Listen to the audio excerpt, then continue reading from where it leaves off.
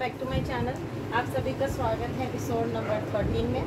ये इस चैप्टर का लास्ट एपिसोड भी हो सकता है क्योंकि आज हम पूरी कोशिश करेंगे कि इस चैप्टर को आज ही रैपअप कर दी। ठीक है, कौन सा चैप्टर है पहले बता देती हूँ। लास्ट लेक्चर आ चुका है, फिर मैं बता देती हूँ कि एनसीईआरटी क्लास 12 का चैप्टर नंबर 2 है sexual reproduction in flowering plants, जिसके हम एपिसोड नंबर 13 में आ चुके हैं। अब तक मैं 12 एपिसोड जो है बना चुकी हूँ इस चैप्टर के ऊपर। ठीक है, अब तक मैं 12 एपिसोड बना चुकी हूँ, जिसमें मैंने सारे मेजर टॉपिक्स एनसीईआरटी की लाइन बाय लाइन को कवर करने की पूरी कोशिश की है।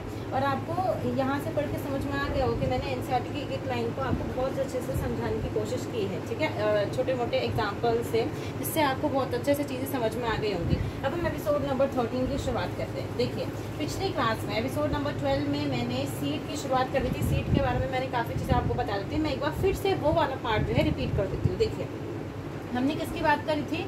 सीड की बात करी थी। सीड मतलब बीज जो देखने के लिए मिलता है ना, जो आप फ्रूट खाते हैं। जैसे आपने वाटरमेलन खाया, ठीक है, जैसे आपने वाटरमेलन खाया। इवन वाटरमेलन का तो इस चैप्टर में एग्जांपल भी दे रखा है कि वाटरमेलन के अंदर मैनी ओव्यूल्स पाए जाते हैं। मैनी ओव्यूल्स, और ओव्यूल से क्या बनाते हैं? सीड बनाते हैं। मतलब क्या पाए जाएंगे? मैनी सीड पाए जाएंगे, मैनी सीड। तो जब ओव्यूल खाते तो वाटरमेलन क्या एक प्रकार का फ्रूट है, एक प्रकार का क्या है? फ्रूट है। और फ्रूट के अंदर क्या पाया जा रहा है? सीड। इतनी चीज़ समझ में आ गई कि सीड क्या होता है, बीज क्या होता है। सीड को क्या करते हो आप? क्या करोगे? मिट्टी में लगा दोगे। ठीक है, सॉइल के अंदर अगर आप सीड को लगा दोगे तो फिर वो एक नया प्लांट बना देगा, वाटरमेलन का नया पौधा बना देगा। ये चीज़ समझ में आती है? ठीक है, अब मैं बताती हूँ कि सीड में आपको कौन कौन सी चीज़ें पाई जाती है। कोई भी सीड होता है, चाहे वो मोनोकॉट का सीड हो, मैं लिख देती हूँ, चाहे वो मोनोकॉट का सीड हो, मोनोकॉट का सीड हो, या चाहे वो डाइकॉट का सीड हो, डाइकॉट का सीड हो। आपको इन दोनों में ही, चाहे वो मोनोकॉट का सीड हो चाहे वो डाइकॉट का सीड हो, ठीक है, आपको इन दोनों में ही क्या क्या देखने के लिए मिलेगा? आपको एक सीड कोट देखने के लिए मिलेगा, सीड कोट। दूसरा आपको देखने के लिए मिलेगा कॉटिलीडन, कॉटिलीडन। और तीसरा आपको देखने के लिए मिलेगा एम्ब्रॉयनल एक्सेस, एम्ब्रॉयनल एक्सेस। देखिए, सीड कोट क्या होते हैं? दो सीड कोट होते हैं, एक टेस्टा होता है, एक टेगमेन होता है। एक टेस्टा होता है, एक टेगमेन। टेस्टा कौन सा होता है? आउटर। टेस्टा होता है, मैं अच्छे से लिख देती हूँ, टेस्टा होता है आउटर और टेगमेन होता है इनर। अब बताओ, अब मैं बताती हूँ कि सीड कोट बना कैसा होगा। ठीक है, मैं लिख के नहीं बताऊंगी, आपसे बच्चे से सुन लीजिए। मैं इसको बहुत बार पहले ही बता चुकी हूँ। आपको पता था कि ओव्यूल के अंदर प्रोटेक्टिव एनवेलप्स पाए जाते थे, जिसको हम इंटेगुमेंट्स कहते थे। वही इंटेगुमेंट्स अब चेंज हो चुके हैं सीड कोट के अंदर। वही इंटेगुमेंट्स अब चेंज हो चुके हैं सीड कोट के अंदर, और उन्होंने क्या बना दिया है? टेस्टा और टेगमेन, टेस्टा और टेगमेन। देखिए, अगर वो मोनोकॉट का सीड है तो मोनो का मतलब एक होता है, मतलब उसमें कितने कॉटिलेडन पाए जाएंगे? एक। अगर वो डाइकॉट का सीड है तो उसमें कितने कॉटिलेडन पाए जाएंगे? दो। ये चीज़ तो समझ में आती है? ठीक है, इतनी चीज़ तो एम्ब्रियोनल एक्सेस दोनों में सेम होती है। ठीक है, मैंने आपको डाइकॉट की जो मोनोकॉट और डाइकॉट की जब मैंने बात की थी, तो मोनोकॉट को मैंने आपको स्टैचू ऑफ लिबर्टी से समझाया था, और डाइकॉट को मैंने कुछ ऐसा स्ट्रक्चर बनाया था कि ये एम्ब्रियोनल एक्सेस हो गए और ये दो कॉटिलेडन हो गए। ठीक है, ये दो कॉटिलेडन। इतनी चीज़ें आपको याद है? सिर्फ आपको इसमें क्या याद रखना है, ये चीज़ इंपॉर्टेंट है कि एक सीड तीन चीज़ों से मिलकर बना होता है। किसी का भी सीड हो, चाहे वो मोनोकॉट का हो चाहे वो डाइकॉट का हो, सीड कोट, कॉटिलेडन और एम्ब्रियोनल एक्सेस। बार बार दोहराइए मेरे साथ, सीड कोट, कॉटिलेडन और embryonal axis, seed coat, cotyledon और embryonal axis, seed coat, cotyledon और एम्ब्रियोनल एक्सेस। ठीक है, इतनी चीज़ हो गई, आप इसको नोट डाउन कर सकते हैं। हम आगे बढ़ते हैं। ठीक है, अब आपको आगे कौन से टॉपिक के बारे में पता होना चाहिए। देखिए, मैं आपको एक एक्सपेरिमेंट से समझाती हूँ, आपने अपने डे टू डे लाइफ में देखा होगा। देखिए, तो कोई भी फार्मर होते हैं, ठीक है, कोई भी फार्मर की फैमिली से बिलोंग करता होगा, या फिर आपने टीवीज में भी देखा होगा कि आपने देखा होगा जो फार्मर्स होते हैं, जो क्या होते हैं? फार्मर्स होते हैं। वो मार्केट गए, ठीक है, मार्केट गए, मार्केट से जाके वो सीड्स लेके आए। ठीक है, अपनी फसल उगाने के लिए वो सीड लेके आए। तो वो क्या करते हैं, जो वो सीड लेके आते हैं, तो मान लीजिए कि उन्होंने 100 सीड्स वो लेके आए। ठीक है, या मान लीजिए 1000 सीड्स, 100 सीड्स से तो क्या ही होगा, 1000 सीड्स मान लीजिए वो लेके आए। ठीक है, 1000 सीड्स वो लेके आए, जिसमें से 500 सीड्स जो है उन्होंने अपने फार्म में लगा दी, खेतों में लगा दी। 500 सीड्स जो है फार्म में लगा दी, खेतों में लगा दी, फार्म में लगा दी, ताकि उससे क्या हो सके? क्रॉप हो सके। ताकि उससे क्या हो सके? ताकि उससे क्या हो सके? क्रॉप उग सके। फिर उन्होंने क्या किया, जो 500 सीड बच गई, जो 500 सीड बच गई, जैसे इन्होंने 500 सीड तो यूज कर ली फार्म के अंदर, जो 500 सीड बच गई, उन 500 सीड के साथ देखो क्या होगा। अब देखिए, पहला सीजन होता है, मान लीजिए कि ये जो क्रॉप, ये जो भी क्रॉप उगा रहे हैं, ठीक है, जो भी क्रॉप उगा रहे हैं, वो मान लीजिए एनुअली वो लगाते हैं, मतलब अगले सीजन में। अभी जैसे उन्होंने मान लीजिए सितंबर में लगाई है, और वो उस मान लीजिए बीट की फसल लगाई है। ठीक है, बीट की फसल लगाई है, तो वो 3-4 महीने तक रहती है, लगभग में 5-6 महीने तक। तो मान लीजिए कि वो जनवरी तक या दिसंबर तक उसे काट देंगे, फिर उसे नई फसल तो उगानी पड़ेगी ना। नई फसल पे उन्होंने क्या किया, जो 500 सीड वो खरीद के लाए थे ना, उन्होंने क्या किया, वो उन्होंने क्या किया, चारपाई के ऊपर उन्हें सुखा दिया, ठीक है, उस सीड्स को ऐसे ऐसे ऐसे लगा के सुखा दिया। अब आपसे क्वेश्चन मेरा है कि उन्होंने ऐसे क्यों किया, जो वो फार्मर था, जो 500 सीड्स थे, उन्होंने उन्हें सुखाया क्यों? देखिए सुखाया क्यों, मैं आपको बताती हूँ। एक सीड को जर्मिनेट करने के लिए, कोई सा भी सीड होता है, मैंने आपको क्या बोला कि कोई सा भी सीड है, ठीक है, कोई सा भी सीड है, अगर उसको सीड किस में बदलता है, नया प्लांट बना देता है। सीड क्या बना देता है, सीड के अंदर पावर होती है नए प्लांट को बनाने की। वो कैसे बनाते हैं, जैसे ही आप सीड को सॉइल में डालोगे, जिस सॉइल के अंदर प्रॉपर उसे मॉइस्चर मिलेगा, ठीक है, मतलब आप सिंपल समझ सकते हैं कि सीड को जर्मिनेट करने के लिए वाटर की ज़रूरत है। सीड को जर्मिनेट करने के लिए वाटर की ज़रूरत होती है।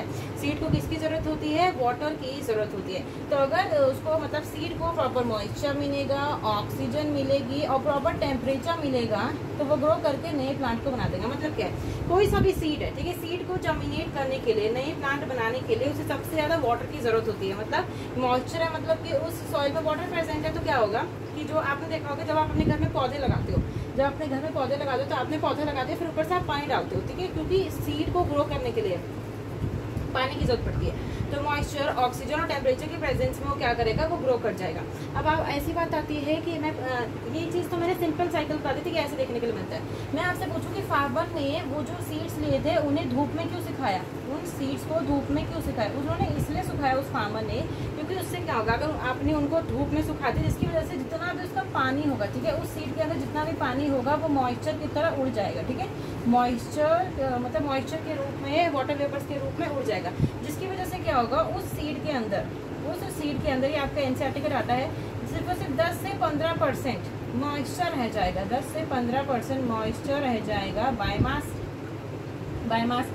अब देखिए आपको अच्छे से पता है कि अगर सीड को जर्मिनेट करना है, सीड को अगर जर्मिनेट करना है तो उसे अच्छे खासे पानी के रूप में ज़रूरत है, ठीक है, अच्छे खासे पानी की उसे ज़रूरत है। अब जब उसे पानी नहीं मिला तो क्या करेगा, जैसे आप सीड को सुखा दोगे ना, तो वो डॉर्मेंट स्टेज में चला जाएगा। डॉर्मेंट स्टेज क्या होती है, डॉर्मेंट स्टेज एक इनएक्टिव स्टेज होती है, एक इनएक्टिव स्टेज होती है, जिसमें क्या होगा, उस सीड के अंदर जो आपका एम्ब्रियो है उसका स्लोइंग हो जाएगा, metabolism, slowing down of metabolism, उसका मेटाबॉलिज्म क्या हो जाएगा, स्लो हो जाएगा, वो धीरे धीरे सांस लेगा। मान लो वैसे मैं सिंपल यूनिट में सिखाती हूँ कि क्या हुआ कि आपको खाना नहीं मिलेगा, जैसे आपने बहुत दिनों से खाना नहीं खाया, तो आप थोड़ा चलेंगे, थोड़ा धीरे धीरे आप चलने लगेंगे। मान लीजिए आपको बहुत दिनों से खाना नहीं मिल रहा है, ठीक है, तो आप क्या करोगे, धीरे धीरे चलने लगोगे, आप सारे के सारे काम धीरे धीरे करने लगोगे, क्योंकि आपके अंदर अब एनर्जी ही नहीं रह गई है। वही है, इसको पानी की ज़रूरत है एनर्जी के लिए। इसीलिए क्या करते हैं जो किसान होते हैं, वो उन्हें क्या करते हैं, धूप में सुखा देते हैं, जिससे उसके अंदर जितना भी पानी होता है वो सारा के सारा निकल जाता है, जिससे सीड एक प्रॉपर सूखे फॉर्म में आ जाती है, जिसकी वजह से वो डॉर्मेंट स्टेज में चली जाती है, इनएक्टिव स्टेज में चली जाती है, और उसका मॉइस्चर मतलब कि आप कह सकते हैं उसका जो मेटाबॉलिज्म है वो स्लोइंग डाउन हो जाता है। अब देखिए जब अगला सीजन आया, जो पहली वाली जो 500 सीड वाली उन्होंने लगाई थी, अब अगला सीजन आया तो वो क्या करेंगे, इन्हीं सीड को, जो ये सीड इस फॉर्म में आ चुकी है, जिनका मेटाबॉलिज्म स्लो आ चुका है, अब उन्हें वो प्रॉपर, ठीक है, प्रॉपर क्या देंगे, प्रॉपर मॉइस्चर देंगे। अगर वो उन्हें प्रॉपर मॉइस्चर देंगे, ऑक्सीजन देंगे, टेम्परेचर का प्रॉपर फेवरेबल कंडीशन होगी, अगर फेवरेबल कंडीशन जो होगी तो वो फिर से एक नए प्लांट को देगा, फिर से एक नया प्लांट बना देगा आपका सीड, ठीक है, फिर से क्या बना देगा, एक नया प्लांट बना देगा आपका सीड। तो इतनी चीज़ आपको समझ में आई। अब आपके जो इसको आप नोट डाउन कर सकते हैं। अब मैं बताती हूँ कि आपके दिमाग में क्वेश्चन आएगा कि आपने बोला कि एक सीड में क्या क्या चीज़ें पाई जाती है, एक सीड कोट पाया जाता है, और सीड कोट क्या होता है, सीड कोट जो मैंने टेस्टाइन सेगमेंट, इसको मैं थोड़ा बड़ा बड़ा लिखती हूँ, ठीक है, जो मैंने सीड कोट बोला है, जो मैंने सीड कोट बोला है वो बहुत हार्ड होता है। कैसा होता है, बहुत हार्ड होता है। अगर वो बहुत हार्ड है तो आपसे क्वेश्चन आएगा कि वहाँ से पानी कहाँ से घुसेगा। जैसे मान लीजिए मैं सिंपल स्ट्रक्चर बनाती हूँ, ऐसे वैसे सीड नहीं दिखता है, वैसे वैसे मान लीजिए कि ऐसे मान लीजिए सीड है, ठीक है, ऐसे मान लीजिए सीड है, ठीक है, ऐसे पूरी सीड की कवरिंग है। तो ये जो पूरा आपका पार्ट है, ये जो पूरा आपका पार्ट है वो मान लीजिए सीड कोट हो गया, सीड कोट हो गया। अब क्या होता है, आपने माइक्रोपाइल के बारे में पढ़ा था, माइक्रोपाइल के बारे में पढ़ा था ना, माइक्रोपाइल के बारे में, किसी माइक्रोपाइलर जो स्मॉल ओपनिंग होती है वहीं से ऑक्सीजन एंटर करेगा, वाटर एंटर करेगा आपके सीड के अंदर। मतलब आपके दिमाग में क्वेश्चन आना चाहिए कि जब सीड कोट इतना हार्ड है तो विचार के अंदर पानी कैसे जाएगा, वो सांस कैसे लेगा, ऑक्सीजन और CO2 का ट्रांसफर कैसे करेगा।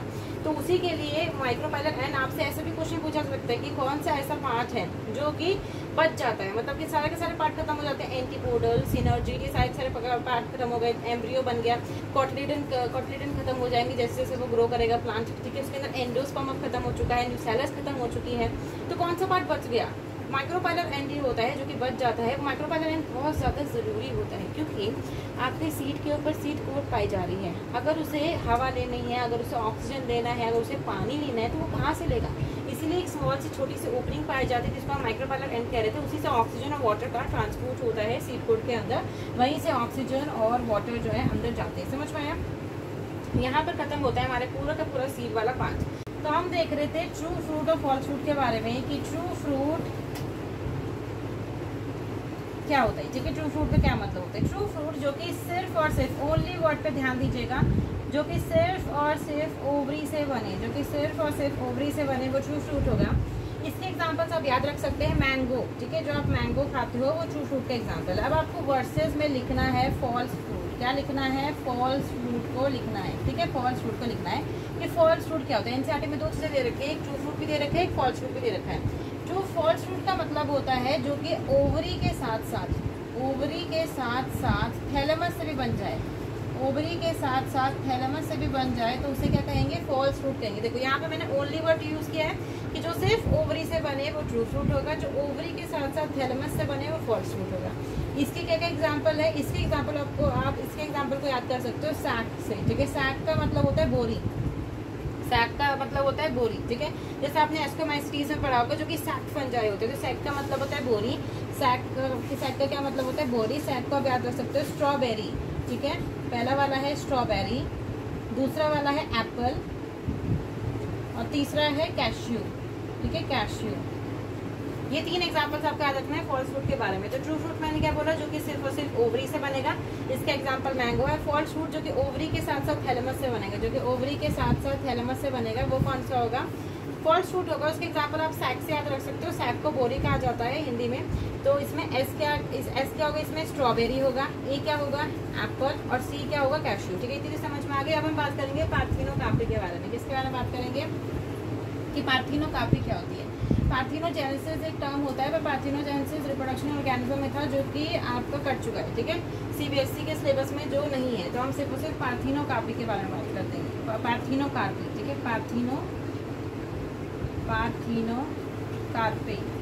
पार्थिनोकार्पी क्या होती है। ठीक है, और जो पार्थिनोकार्पी से जो फ्रूट बनते हैं उन्हें पार्थिनोकार्पिक फ्रूट कहते हैं। पार्थिनोकार्पिक फ्रूट कहते हैं। क्या बोलते हैं? पार्थिनोकार्पिक फ्रूट कहते हैं। जो पार्थिनोकार्पी से बने उसे पार्थिनोकार्पिक फ्रूट बोलेंगे। पहले आप इसका एग्जांपल याद रख लो। इसका एग्जांपल होता है बनाना। क्या एग्जांपल होता है? बनाना। ठीक है, बनाना कैसा होता है? सीडलेस। मैं बताती हूँ पार्थिनोकार्पी का मतलब क्या होता है। पार्थिनोकार्पी का मतलब है फ्रूट बन जाए विदाउट फर्टिलाइजेशन। फ्रूट बने विदाउट फर्टिलाइजेशन के। विदाउट फर्टिलाइजेशन के मतलब क्या है? आपका फ्रूट बन रहा है विदाउट फर्टिलाइजेशन, मतलब एक एग सेल है जो आपकी एग सेल है। ठीक है, एग सेल के साथ आपका मेल गैमेट फर्टिलाइज करना चाहिए था, मेल गैमेट फर्टिलाइज करना चाहिए था, तब सिनगैमी होती, जाइगोट फॉर्मेशन होता, जाइगोट से एम्ब्रियो बनता, तब जाके आपका फ्रूट बनता। ठीक है, तब जाके आपका फ्रूट बनता, इससे सीड बन जाता, पूरी ओवरी के वॉल से फ्रूट बन जाता। पर इस केस में फ्रूट विदाउट फर्टिलाइजेशन, मतलब फर्टिलाइजेशन तो हुई नहीं, ठीक है, बिना फर्टिलाइजेशन के अगर फ्रूट बने तो उसे क्या कहते हैं? पार्थिनोकार्पिक फ्रूट कहते हैं। अगर वो विदाउट फर्टिलाइजेशन के बन रहा है, मतलब उसमें सिनगैमी नहीं हुई है, ना ही उसमें जाइगोट बनेगा, ना ही उसमें एम्ब्रियो बनेगा, तो मतलब कि उसके अंदर सीड भी नहीं होगा। इसीलिए जो फ्रूट बनते हैं पार्थिनोकार्पी से वो कैसे होते हैं? सीडलेस होते हैं। इसका एग्जांपल है बनाना। ठीक है, बनाना। तो मतलब पार्थिनोकार्पी का क्या मतलब होता है? फ्रूट बने विदाउट फर्टिलाइजेशन। फ्रूट को बनाना है आपको विदाउट फर्टिलाइजेशन। ऐसे फ्रूट, पार्थिनोकार्पी से बनने वाले फ्रूट को पार्थिनोकार्पिक फ्रूट कहते हैं। इसका एग्जांपल है बनाना, जो कि सीडलेस होते हैं, जिसके अंदर, बनाना के अंदर सीड नहीं पाए जाते हैं। ठीक है, बनाना के अंदर बीज नहीं पाए जाते हैं क्योंकि वो पार्थिनोकार्पी से बनता है। तो फ्रूट विदाउट फर्टिलाइजेशन जो बनता है वो उसके अंदर सीड नहीं पाए जाएंगे। मैंने बताया कि सीड क्यों नहीं पाए जाएंगे? क्योंकि फर्टिलाइजेशन, सिनगैमी तो हुई नहीं ना। सिनगैमी और ट्रिपल फ्यूजन जो होनी चाहिए था वो नहीं हुआ है, जिसकी वजह से सीड नहीं बन पाएगा। अगर सीड ही नहीं बन पाएगा तो फ्रूट कैसा होगा? ऑटोमेटिकली फ्रूट भी कैसा होगा? सीडलेस होगा। तो ये पार्थिनोकार्पी का कॉन्सेप्ट बहुत ज़्यादा इंपॉर्टेंट है, इस पे क्वेश्चन आने की बहुत ज़्यादा चांसेस हैं। तो आपको पार्थिनोकार्पी को याद रखना है, ऐसे फ्रूट्स जो कि डेवलप हो जाए विदाउट फर्टिलाइजेशन के। अगर आपको मान लीजिए ऐसा फ्रूट बनाना भी है, इसमें एक एनसीईआरटी में लाइन दे रखी है, आप इसको नोट डाउन कर सकते हैं, ठीक है। एनसीईआरटी में एक लाइन दे रखी है कि अगर आपको पार्थिनोकार्पिक फ्रूट बनाना है तो आप अपने फ्रूट के अंदर अगर आप अपने फ्रूट के अंदर ग्रोथ हार्मोन को, किसको, ग्रोथ हार्मोन को इंड्यूस करवा दे, जो कि आप ऑक्सीजन को याद कर सकते हैं, तो उससे आपका पार्थिनोकार्पिक फ्रूट बन जाएगा। कौन सा फ्रूट बन जाएगा? पार्थिनोकार्पिक फ्रूट जो है वो बन जाएगा, ठीक है। पार्थिनोकार्पिक फ्रूट बन जाएगा। ये चीज़ समझ में आ गई। तो इस वाले लेक्चर में हमने इतनी चीज़ों की बात करी है। सीड के बारे में बात की हमने, पार्थिनोकार्पी के बारे में बात की। अभी तक हमने किस किस चीज़ों की बात कर ली है? हमने सीड के बारे में बात कर ली है। सीड के बारे में सीड का स्ट्रक्चर बताया कि मोनोकॉट में कैसे होता है, डाइकॉट में क्या क्या पाया जाता है। वो 3 चीज़ आपको याद रखनी है, सीड कोट, एम्ब्रियोनियल एक्सेस और कॉटिलेडन। फिर उसके बाद मैंने दूसरी चीज़ बताई कि फ्रूट 2 प्रकार के होते हैं, ठीक है। जो भी कोई फ्रूट बनता है वो 2 प्रकार का होता है। एक आपका ट्रू फ्रूट होता है, एक होता है ट्रू फ्रूट, और एक होता है फॉल्स फ्रूट, ठीक है। ट्रू फ्रूट होता है और दूसरा कौन सा होता है? False fruit. फिर उसके बाद मैंने बात की थी पार्थिनोकार्पी के बारे में, पार्थिनोकार्पी, या फिर ऐसे लिख लो कि पार्थिनोकार्पिक फ्रूट के बारे में, जिसका एग्जाम्पल क्या है? बनाना, ठीक है। बनाना आपका एग्जाम्पल जो है बनाना, इसका एग्जाम्पल याद रखना है कि इसका बनाना एग्जाम्पल होता है। फिर उसके बाद आपका फिगर 2.15 जो पुरानी एनसीईआरटी उसमें दे रखे हैं, जिसमें फॉल्स फ्रूट और ट्रू फ्रूट के बहुत सारे स्ट्रक्चर दे रखे हैं। वो वाले स्ट्रक्चर आपको इतनी ज़्यादा याद करने की जरूरत नहीं है, आप सिर्फ उनको एक बार देख लीजिएगा कि मतलब ट्रू फ्रूट और फॉल्स फ्रूट में क्या क्या स्ट्रक्चर दे रखे हैं। मैंने आपको बता दिया कि फिगर 2.5 में है। कौन से में है? फिगर 2.5 में दे रखा है। फिर उसके बाद इसके बाद हम बात करते हैं कि कुछ आर्कियोलॉजिकल स्टडीज़ बताती है, ठीक है। आर्कियोलॉजिकल का मतलब आपने देखा होगा डिस्कवरी चैनल पे, जहाँ पर खुदाई वगैरह चलती रहती है। उसके हिसाब से आपको 2 प्लांट्स के बारे में याद रखना है। ल्यूपाइन, ठीक है। ल्यूपाइन का ट्री, ल्यूपाइन का जो प्लांट होता है, ठीक है। ल्यूपाइन का जो प्लांट होता है, लुपिनस क्या होता है वो? लुपिनस आर्किटस, लुपिनस जो भी है, लुपिनस आर्किटस, जो कहाँ से मिला था? आर्कटिक टुंड्रा से मिला था, जिसका सीड 10,000 साल पुराना है। कितना साल? 10,000 साल पुराना है सीड, 10,000 साल पुराना है सीड। दूसरा आपको एग्जाम्पल याद रखना है, फीनिक्स डेक्टिलिफेरा, जो कि होता है डेट पाम होता है, जो कि 2000 साल पुराना है, 2000 ईयर। ये सिर्फ वो है डाटा है, इसको आपको याद ही करना पड़ेगा, इसमें कुछ वो नहीं कर सकते कि इसमें समझाने वाला कोई पार्ट नहीं है। ये सिर्फ इतने पुराने सीड्स है। मतलब क्या है आपको मैं बताती हूँ, लिख लेती हूँ, फिर इनका मतलब क्या है फिर वो बताऊँगी, ठीक है। जो 2000 साल पुराना है वो कहाँ मिला था? वो मिला था किंग हेरोड, एक कोई किंग हेरोड थे, गूगल पे देख लेना कौन थे। किंग हेरोड्स के पैलेस, जो उनका घर था, पैलेस था, जिस राजमहल में रहते थे, नियर डेड सी ये मिला था। अब इसका मतलब क्या है मैं बता देती हूँ। देखो इसमें क्या बताया जा रहा है कि ल्यूपाइन एक प्लांट होता है, ठीक है। ल्यूपिनस आर्किटस उसका नाम है, जो कि आर्कटिक टुंड्रा से मिला था। आर्कटिक टुंड्रा क्या होता है? जो बहुत ज़्यादा ठंडी जगह होती है, ठीक है। बहुत ज़्यादा ठंडी जगह होती है जहाँ पर सब कुछ जम जाता है, वो वाला वो आर्कटिक टुंड्रा होता है। तो 10,000 साल पुराना वहाँ पर सीड मिला था। और ये चीज़ देखिए कि 10,000 साल पुराना सीड मिला, वो तो बात ठीक है। फिर आपने 10,000 साल पुराना सीड मिला, वो बात बिल्कुल ठीक है। पर आपने क्या किया, जब आप इसको लेके आए और आपने जब उसको सॉइल में गाड़ा, ठीक है, सॉइल में गाड़ा, तो वो उसने एक नए प्लांट को, ल्यूपिन के प्लांट को बना दिया। कि इसमें भी देखने को मिला कि फीनिक्स डेक्टिलिफेरा जो होता है, डेट पाम जो होता है, वो 2000 साल पुराना था। किंग हेरोड्स पैलेस बोलो या किंग हेरोड्स पैलेस बोलो, नियर डेड सी मिला था। इसको भी जब आपने सॉइल में डाला तो इसने भी नया डेट पाम का प्लांट बना। तो आप समझ रहे हो कि सीड कितने ज़्यादा सालों तक डोमेंट रह सकता है। ये आपको ये तो एग्जांपल ये बताना चाहते हैं कि आर्कियोलॉजिकल स्टडीज़ ने जब खोज की तो आपको इतने ज़्यादा पुराने सीड देखने के लिए मिले, जो कि अब अभी भी वो डोमेंट स्टेज में थे। और जैसे उन्हें फेवरेबल कंडीशन मिली, उन्होंने नए प्लांट को बना दिया, ठीक है। किसको बना दिया? नए प्लांट को बना दिया। तो ये समझ में आती है, ठीक है। इसको आप याद कर लीजिएगा, ये सिर्फ एक डेटा पॉइंट है, ठीक है। डेटा पॉइंट है, आप इसको सिर्फ याद कर लीजिए। मैं इसको रब कर रही हूँ, फिर हम थोड़ा आगे चलते हैं। अब हम बिल्कुल लास्ट पार्ट में आ चुके हैं। एपोमिक्सेस, पॉलीएम्ब्रॉनी, ये सब चीज़ें रह गई हैं। पर उससे पहले आपको कुछ एग्जांपल्स पता होना चाहिए कि ऑर्किड्स के केस में, और दूसरा है फाइकस। फाइकस आपका बरगद का पेड़ होता है, ठीक है, बरगद का पेड़ होता है। इसके बहुत छोटे छोटे सीड्स देखने के लिए मिलते हैं। सिर्फ आपको इतना याद रखना है कि इसके थाउजेंड्स ऑफ टाइनी सीड्स देखने के लिए मिलते हैं। मतलब कि आपसे सिर्फ ये क्वेश्चन पूछेंगे कि आपको छोटे छोटे सीड्स कहाँ देखने के लिए मिलते हैं, तो ऑर्किड्स और फाइकस में एग्जाम्पल है, उसको याद कर लीजिएगा। मतलब और इसमें एक ये भी बात बोली जाती है कि फाइकस बहुत बड़ा पेड़, आपको बताया ना कि बनियान का बरगद का पेड़ कितना बड़ा होता है, ठीक है, लेकिन उसके सीड्स बहुत ज़्यादा छोटे छोटे होते हैं, जो कि इतने ज़्यादा छोटे छोटे सीड्स इतने बड़े प्लांट को बना देते हैं। सिर्फ एनसीईआरटी इतनी चीज़ बोल रही है कि ऑर्किड्स और फाइकस के केस में। दूसरा आपको एग्जांपल याद रखना है पैरासिटिक स्पीशीज के बारे में, जो है ओरोबेंकी एंड स्ट्रिगा, ठीक है, ओरोबेंकी एंड स्ट्रिगा, ठीक है। ये तो एग्जांपल आपको याद रखना है कि ऑर्किड्स और फाइकस के केस में बहुत छोटे छोटे सीड्स देखने के लिए मिलते हैं। और पैरासिटिक स्पीशीज होती है ओरोबेंकी और स्ट्रिगा, ठीक है। कौन सी पैरासिटिक स्पीशीज होती है? ओरोबेंकी और स्ट्रिगा। ये एग्जांपल्स आपको याद कर लेना है, ठीक है। अब हम लास्ट पार्ट में आ गए एपोमिक्सिस और पॉलीएम्ब्रॉयनी। एपोमिक्सिस पहले मैं आपको बताऊंगी एपोमिक्सिस के बारे में, फिर हम बताएंगे पॉलीएम्ब्रॉयनी। देखो एपोमिक्सिस के सबसे पहले आप एग्जांपल भी याद रखिएगा, एस्टरेसी और ग्रासेस, ठीक है। एस्टरेसी ग्रासेस आपने लिविंग बर्ड में पढ़ा होगा, जहाँ पर भी CAE लिखा होता है, वो एक प्रकार की फैमिली होती है। तो ये किसकी फैमिली है, किसका घर परिवार है? ये किसका परिवार है? सनफ्लावर का। किसका है? सनफ्लावर का है, ठीक है। तो एपोमिक्सिस में सबसे पहले आप एग्जाम्पल्स को याद रखेंगे। कौन से? तो एग्जाम्पल है एस्टरेसी, बोलो मेरे साथ, एस्टरेसी और ग्रासेस। कौन से एग्जाम्पल है? एस्टरेसी और ग्रासेस एग्जाम्पल है। एस्टरेसी और ग्रासेस एग्जाम्पल है, किसकी फैमिली होती है? सनफ्लावर की फैमिली होती है, ठीक है। अब मैं आपको बताती हूँ कि एपोमिक्सिस का मतलब क्या होता है। देखो एपोमिक्सिस मैंने आपको बताया था कि पार्थिनोकार्पी का क्या मतलब होता है। पार्थिनोकार्पी का मतलब होता है फ्रूट बने विदाउट फर्टिलाइजेशन। एपोमिक्सिस का मतलब होता है सीड बने विदाउट फर्टिलाइजेशन, ठीक है। फर्टिलाइजेशन के बिना ही बार पर देखो, उस केस में पार्थिनोकार्पी के केस में सीड बन रहा था, ठीक है।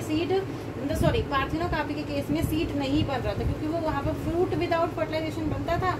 अगर फर्टिलाइजेशन हुई नहीं तो सीड कहाँ से बन जाएगा। पर ये तो बिल्कुल उल्टा केस है कि विदाउट फर्टिलाइजेशन के इस केस में सीड भी बन रही है। विदाउट फर्टिलाइजेशन के इस केस में सीड भी बन रही है। क्या बन रहा है? सीड भी बन रहा है। फिर उसके बाद एपोमिक्सिस के बारे में एक लाइन दे रखी है कि apomixis is a mode of asexual reproduction. Apomixis क्या है? Asexual reproduction. देखो एसेक्सुअल रिप्रोडक्शन का क्या मतलब होता है? एसेक्सुअल रिप्रोडक्शन में एक सिंगल पेरेंट इन्वॉल्व होना चाहिए और उसमें फ्यूजन ऑफ गैमेट नहीं होनी चाहिए, ठीक है। सबसे ज़्यादा इंपॉर्टेंट है फ्यूजन ऑफ गैमेट नहीं होना चाहिए। अब देखिए सीड बन रहा है विदाउट फर्टिलाइजेशन। फर्टिलाइजेशन का मतलब ही क्या होता है? Fusion of gametes.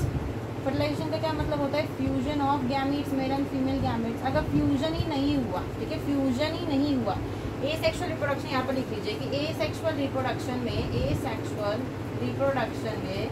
फ्यूजन नहीं होती है, अगर फ्यूजन देखो इस केस में भी फ्यूजन नहीं हो रही है, इस केस में भी फ्यूजन नहीं हो रही है और सीड बन जा रहा है, तो ये क्या है? एक प्रकार का एसेक्सुअल रिप्रोडक्शन है। दैट मिमिक्स मतलब मिमिक्री करता है, किसकी? Sexual reproduction. क्या मैं इस लाइन का मतलब बताती हूँ कि इस लाइन का मतलब क्या? देखिए इस लाइन का मतलब ये है कि आपको पता है कि इसमें फ्यूजन ऑफ गैमेट नहीं हो रहा है। एपोमिक्सिस के केस में फ्यूजन ऑफ गैमेट नहीं हो रहा है, तो एक प्रकार का एसेक्सुअल रिप्रोडक्शन है, पर सीड तो बन रहा है ना। देखो आपको याद होना चाहिए कि फर्टिलाइजेशन का प्रोडक्ट क्या होता है। फर्टिलाइजेशन के बाद क्या बनना चाहिए? सीड। फर्टिलाइजेशन के बाद क्या बनना चाहिए? सीड। सेक्सुअल रिप्रोडक्शन के केस में फर्टिलाइजेशन के बाद बनता है सीड, पर यहाँ पर विदाउट फर्टिलाइजेशन ही सीड बन जा रहा है, तो ये मिमिक्री हो रही है ना, मिमिक्री हो रही है। मिमिक्री मतलब किसी की कॉपी करना। तो सेक्सुअल रिप्रोडक्शन के केस में फर्टिलाइजेशन के बाद सीड बनता है, इसमें बिना फर्टिलाइजेशन के, फर्टिलाइजेशन हुई नहीं और बिना फर्टिलाइजेशन के क्या बन जा रहा है? सीड बन जा रहा है। क्या बन जा रहा है? सीड बन जा रहा है। इतनी चीज समझ में आई। एपोमिक्सिस के थोड़ा सा टेक्निकल टॉपिक है, पर आप इसको बार बार याद करिए कि सीड विदाउट फर्टिलाइजेशन जो बनता है उसे हम एपोमिक्सिस कहते हैं। ये लाइन भी याद होनी चाहिए कि apomixis is a mode of asexual reproduction that mimics sexual reproduction, ठीक है। उसके बाद आपकी एनसीईआरटी में एक लाइन दे रखी है कि diploid egg cell is formed without reduction division. Reduction division का मतलब होता है मियोसिस। रिडक्शन डिवीजन क्या मतलब होता है? मियोसिस होता है। तो डिप्लॉयड एग सेल बने without meiosis and develops into embryo without fertilization. आपको पता है, देखो मैं आपको बताती हूँ, इसको आपने लिख लिया, मैं फिर इस लाइन का मतलब समझाती हूँ कि इस लाइन का मतलब क्या है। देखिए आपको इतनी चीज समझ में आनी चाहिए कि सेक्सुअल रिप्रोडक्शन, ठीक है, प्लांट्स में सेक्सुअल रिप्रोडक्शन होता है, फ्लावरिंग प्लांट्स में तो सेक्सुअल रिप्रोडक्शन हुआ। सेक्सुअल रिप्रोडक्शन में क्या होता है, फर्टिलाइजेशन ऑफ गैमेट, यानी कि फर्टिलाइजेशन प्रोसेस होती है, फर्टिलाइजेशन प्रोसेस होती है। फर्टिलाइजेशन के क्या बाद बनेगा, जाइगोट बनेगा, और जाइगोट के बाद क्या बनेगा, एम्ब्रियो बनेगा। ये पूरी प्रोसेस होती है। पर एपोमिक्सिस के केस में, एपोमिक्सिस के केस में ये वाली स्टेप तो हुई नहीं, ये वाली स्टेप तो हुई नहीं, तो ये और ये भी नहीं होनी चाहिए। और इसका प्रोडक्ट क्या होता है, सीड होता है। क्या होता है, सीड होता है। पर देखो ये 3 प्रोसेस है उसमें नहीं हो रही है, पर एंड में सीड जरूर बन जा रहा है। बिल्कुल ये तो वही बात होगी काम चोरी कि मतलब ये 3 प्रोसेस नहीं हुई लेकिन उसमें डायरेक्टली सीड बन जा रहा है। तो वो कह रहा है कि डिप्लॉयड एग सेल, उनके केस में क्या होता है, डिप्लॉयड एग सेल होते हैं, ठीक है। आपको याद रखना है कि एपोमिक्सिस के केस में, एपोमिक्सिस के केस में, एपोमिक्सिस के केस में डिप्लॉयड, ठीक है, डिप्लॉयड का मतलब होता है टू वेन, मैं यहाँ लिख देती हूँ नीचे, डिप्लॉयड का मतलब होता है टू वेन, डिप्लॉयड एग सेल। मैंने आपको बताया था जब मैं चैप्टर पढ़ा रही थी कि डिप्लॉयड हम लोग मतलब फ्लावरिंग प्लांट्स के केस में और इवन ह्यूमन बींग्स में भी एग सेल कैसा होता है, हैप्लॉइड होता है, एन होता है, पर यहाँ तो डिप्लॉयड है, ठीक है।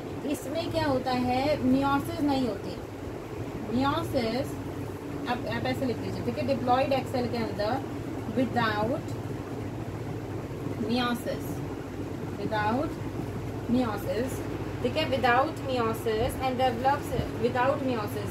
डिप्लॉयड एग सेल के अंदर मियोसिस नहीं हुई, डिप्लॉयड एग सेल के अंदर मियोसिस नहीं हुई, पर वो डेवलप कर गया, develop from the embryo, develop from the embryo